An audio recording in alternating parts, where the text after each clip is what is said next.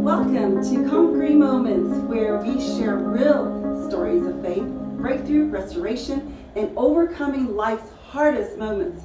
And today I'm joined by these very special women in my life, my daughters-in-law, Allie, Chandra, and Jessica. We're so glad for you to come and join us today. But today, before we do that, I want to introduce, we're going to have a guest speaker, Terry Montero, as we discuss family and ministry, the struggles and the blessings. So come, join me at the table.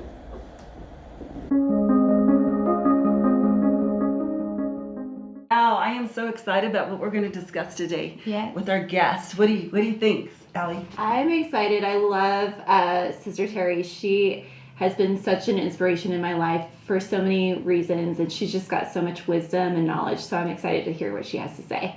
Yes, how about you, Jess? I'm excited to have conversation with her. So she's just one of the sweetest ladies at our church, and every time I see her, she's just so happy all the time. So I'm excited to have a really good, real conversation with her. Yeah. How about you, Chandra? Oh, I just love Sister Terry. Every time she speaks, she always speaks so much wisdom and speaks so much with love and care. So I'm so excited to have her on with us and hear what she has to say. Well, I too am so excited because when I've gone through my darkest moments, as even a pastor, she's always given me some great wisdom and helped me find grace for times in my life that I felt like it was breaking and trying to find the pieces to the puzzle. And she's always telling me, Cheryl, we're not always part of the plan, we're not always part of the drama, it's like a playbook. She gave me that wisdom one time, and she says, sometimes we're just not written in that play. So right now, I just want to welcome Terry Montero to the table. Sister Terry, looking so beautiful. Come on in. How are you? I'm good. How are you? Good. We are so excited to hear your story. Thank you for inviting me. Absolutely. So can you tell us a little bit about yourself? I'm Terry Montero. I'm married to Charlie Montero for 56 years. We have 2 children. We have 6 grandchildren and 5 great-grandchildren, and another one on the way. Oh, Congratulations. That's amazing. So let's just dive in. What has ministry taught you? To me, ministry is something that is not done just within a church. Ministry is life. Yeah. And we just have to be ready to minister to whomever, whenever, wherever, to whomever is in around us that needs help or needs just us to be there for them. Absolutely. What is family like for you behind the scenes? Well, I have a daughter that is busy with school, that she's a parapro. I have a son who's in ministry and also works for us. And so ministry is just kind of our lives because we're all busy doing things to help other people. Right. And you, how did you get saved? I mean, how was it that you came to find the Lord? Someone brought my daughter at 15 to church, and there was such an extreme change, not that she was a bad person at all. She was a typical teenager, but the things that I saw different in her life so quickly change, I said, I better go to that church and see what that's all about, because I wanted to make sure it was on the up and up. Yeah, because you never know these days. There's a lot of churches out there that are not even church. Yes. So what would you say was the hardest season in your life that you had to walk through? Well, I think the beginning of hard seasons was the day that I had to help pack up my children, my son, my daughter-in-law, and their 2 babies. And we put them in a car, and we drove to North Carolina. And we knew there was no job, there was no house, there was no income. I was just going to drop them off and get on a plane and come home. And that was probably the hardest thing I've ever done. I felt like it was Abraham laying Isaac on the altar because I was like, they're yours. I can't do anything. What brought you to have to do that? There was a church service that a gentleman came and preached. And when we were standing out in the foyer, God said, this man is going to give your son wings. And I was like, oh my gosh, I don't know what that means. And that was the gentleman that he joined in ministry. So I had to do what God said to do. And I just had to trust him. So you moved your entire family so that Jamie could be mentored by this man in ministry? Yes. Oh. Not the whole, not your husband and you. You didn't move. No, just Jamie and Michelle and their 2 little girls. Oh, wow. wow. Okay. and their son. Oh, gee. So how did he feel about that? Well, I think there's always that anxious feelings when you're taking your family and you don't know where you're going and what you're doing. And I think that was just a huge weight on his shoulders. And when I've heard him minister about that, he would literally sit in cars every day with his family because they had no place to go. And he would cry at night in a hotel room, not knowing what to do next and how to take care of his family. But it was just such a growing period of time because he had to learn how to trust God. So was that your decision for him to go, or was his It decision? was his total decision. So when he told you that God called him to go up there to move, what did you say? I can't remember what I said because I already knew in my heart that God had called him. So I don't remember any of the words, but I know in my heart there was such an anxiety, not just for them moving, but he was a part of our business. And I didn't know how my husband was going to handle that. And I honestly felt like I was standing on a bomb that was ready to go off. So, ministry and decisions could affect everybody. It's not just the person that has the vision. It affects the whole boat. And we were talking about that in our last episode about family and ministry and the different just choices and different things that affect each and every one of us. How did you walk through that season, though? That was just a daily walk because my daughter-in-law would call and cry and say, this doesn't feel comfortable. I don't know what we're doing here. And it was just a constantly saying, God's got you. God's going to take care of you because he's told me that's where you're supposed to be. But in my heart, I'm screaming, bring him back. I don't like this. I know. I'm trying to even imagine, what do you pray for in that moment? Do you really want to pray and ask God to help him grow in that ministry, even if it means that he's separated from you? And so, can you give us a glimpse of, what were your prayers like during that season? What specifically were you praying for, hoping for? Well, you originally start praying for the everyday needs. Yeah, provision. They need a place to live. They need money coming in. They True. need food to eat. They need this, that, and something else. So those are your basics. And then you go into the fact that you're like, God, can't you make this easier? Can't you just do something special for them that they don't have to be anxious and worried and nervous?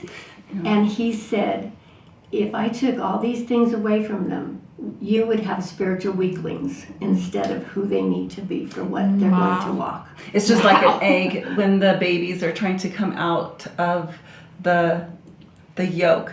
If you try to help it, you're just going to kill it. Yes. And that struggle is part of the muscle. And that's hard to see and watch for a parent and the needs. But thank God you had a word that God did call him there. So you did have that confirmation. You just didn't know how it was going to work out. And that's the hard part, because when we serve Jesus, we think everything is going to be provided right then and right there. And it's a faith walk. It doesn't open up. The seas doesn't open up right away. We see Moses, and he brought him all the way to the edge of that water. And yet here comes the enemy. First the enemy, they saw it with the perspective. We got to change the perspective, right? We're seeing horrible, the worst of the worst. And then he brings the cloud and and all that to protect them by day so that they don't get burnt, and he brings them the cloud, like that. And so God does provide during the process, but at the time you feel like we're out here going to die. And then what does he do? He brings that fire to stop the enemy so that they could cross over. And that process, we think it's, everything should happen a certain way. And when it doesn't, it hurts. So they struggled. So it didn't happen right away. So what happened? Well, they did find a home, and that was a blessing. But then comes all of the normal struggles of Jamie being gone all of the time, because that was part of the internship, was traveling. And so here she was in a place she knew nobody. She had 2 baby girls, and they're just daily trying to do life. And she got scared many times. She was lonely. She had to deal with so many different things. And she would call me. I mean, what do I do? Where do I go? And they lived in an area that was military. So most of the men were gone. So they didn't even have other men they could go next door and say, this is broken, needs fixed, can you help? It just wasn't there. And so all you could do was just encourage her on the phone and say, I'll pray for you, or I'll listen to you, just call me, what can I do? Just by talking to you. Yes. What do you think helped her overcome that time?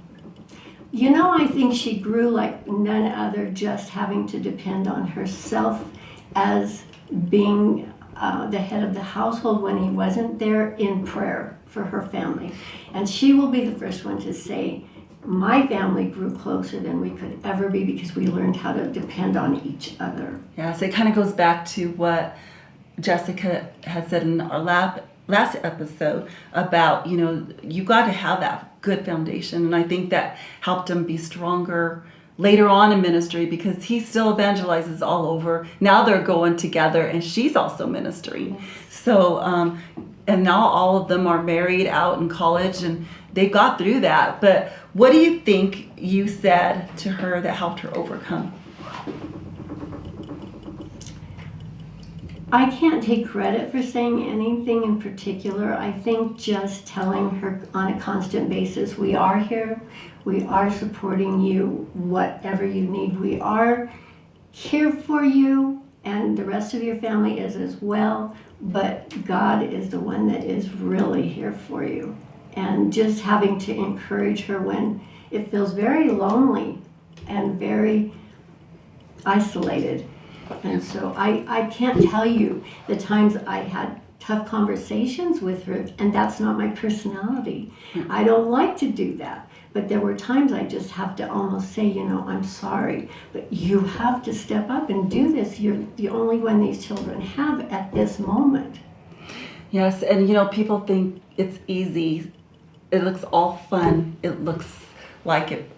People that are evangelists, they only see the hype. They don't see the real raw work that goes behind the scenes to balance the marriage, balance the children, balance even going to church by themselves, to a church, because he's all over to all the churches, and you got to still keep your children fed. I mean, you're feeding the whole world, and you can't gain the whole world and lose your own soul, or lose your own family, and that's not healthy whatsoever. So how do you think people in ministry needs to keep that in balance?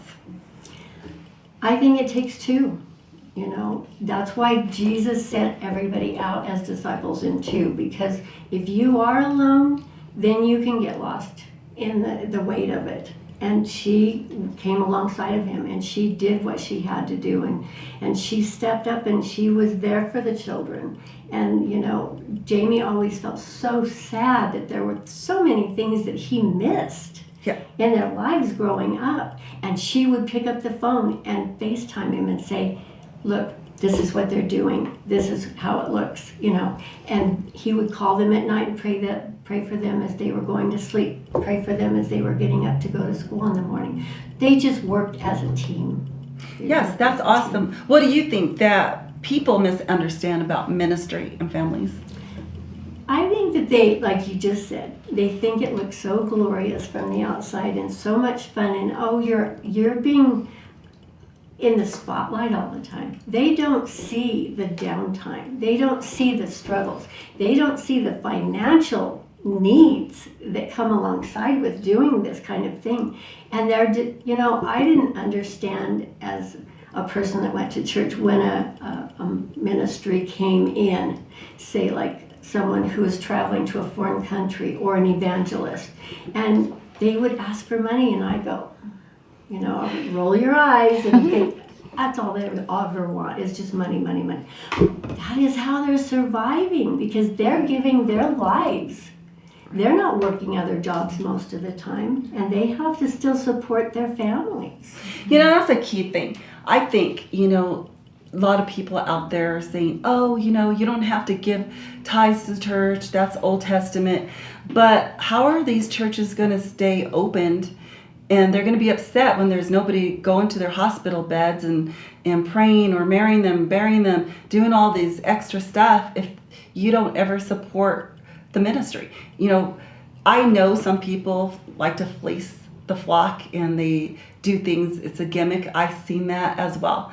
But on the most part, all they're doing is hurting the body of Christ, because there's funders, we need people to fund ministry and help all ministry. It takes all of us. He called us all to be disciples, all of us to be a witness. How is this world going to be won if we don't do something? And if you can't go, then sponsor somebody that they can go. But it's not free. It costs. Everything costs. Money, everything is so expensive today. And so I just think it's so important that we encourage people to continue to do the work of ministry and don't get weary while doing, and be able to have more, send more help out there for those who are in need. What do you think, girls? Yeah. Well, one thing that I think it's important for our listeners to know is that as you were talking about Jamie and Michelle, I loved hearing about the support that you offered to Michelle through this whole process of her walking through her husband being in a ministry, because just to clarify, Sister Terry is not Michelle's mom. So that was not expected, I think, of you when you think of, your mother-in-law. I know that mother-in-laws are there to support and everything. Most of the time people would be like, oh, well, you're her mom. I think even listening to that, people were probably like, oh yeah, that's her daughter. Well, that is her daughter-in-law. And I think it's amazing that you supported her, you prayed for her, you even talk about how you lifted her up, and you were literally holding her arms up so that she could be the one holding her husband's hands up. And a lot of that ministry, it always takes two. It always takes a husband and a wife, and you knew that being a woman of God. So I'm grateful that you stepped up and answered the call and helped Michelle in this time, and I think that's beautiful.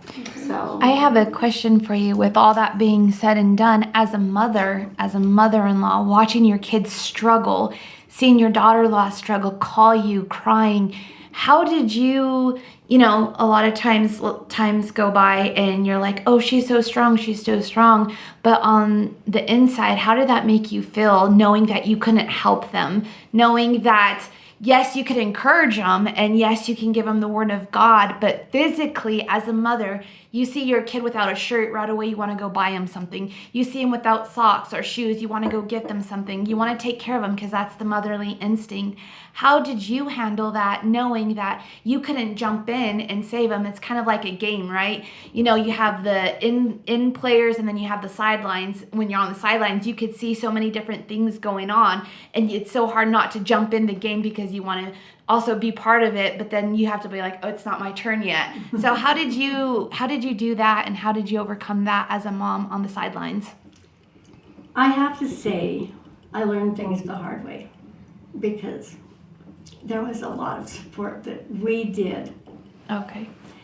I'm not ashamed of that. I am not sorry for that. Would I change it? Never. Never. Because you want, just like you said, you want to be there for your children. You don't want them to suffer. You don't want them to be without. And so you will do everything that's within your power to do it. But in that, I also wasn't trusting God like I should have been. And I got in his way, and he let me to learn a lesson. And now I've learned a little bit more balance of saying, yes, we're here to support you 100%, but this is all my job. This is God's job. If he called you, it's up to him to take care of you, because then they don't look to God for that provision. And you don't want to get in God's way, and you don't want to steal his position from their life. And I'm not saying that they didn't look to him. I'm saying as a mom, you can get in his way.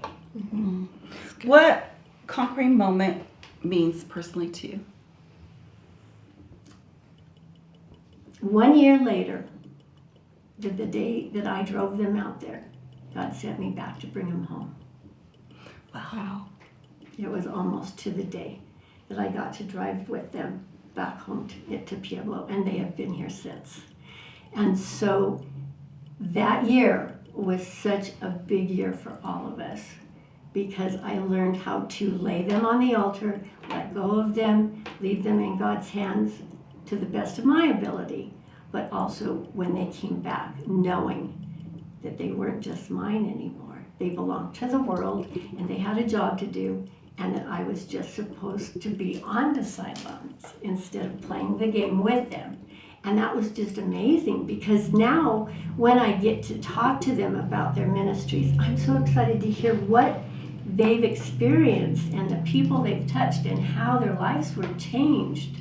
So I can say, yay, God. Yes, you see a miracle. So what would you say to everyone listening, an encouragement word to those women who are home trying to support their husbands in ministry, or they're out evangelizing?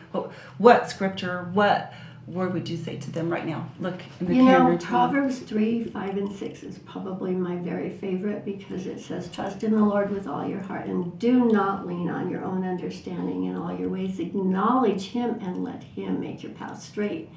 Because if you don't trust God, if you try to do it yourself, you are going to collapse under the stress and the strain of it. And I just want to encourage anyone in ministry, you have to trust God, because you're not going to understand the things you're going to be going through most of the time. But it's all worth it in the end, because you're going to see what God can do in the hardest of your times. And that's the miracle and the testimony that we get to have on the top of the mountain when we overcome. Well, we just want to thank everyone for joining us today for this episode of Conquering Moments. We pray this conversation reminds you that no struggle is wasted, and every season has a purpose. So we'll see you next Thursday with our new guest, and we will be discussing faith through trials. So see you, and we'll see you again soon. God bless.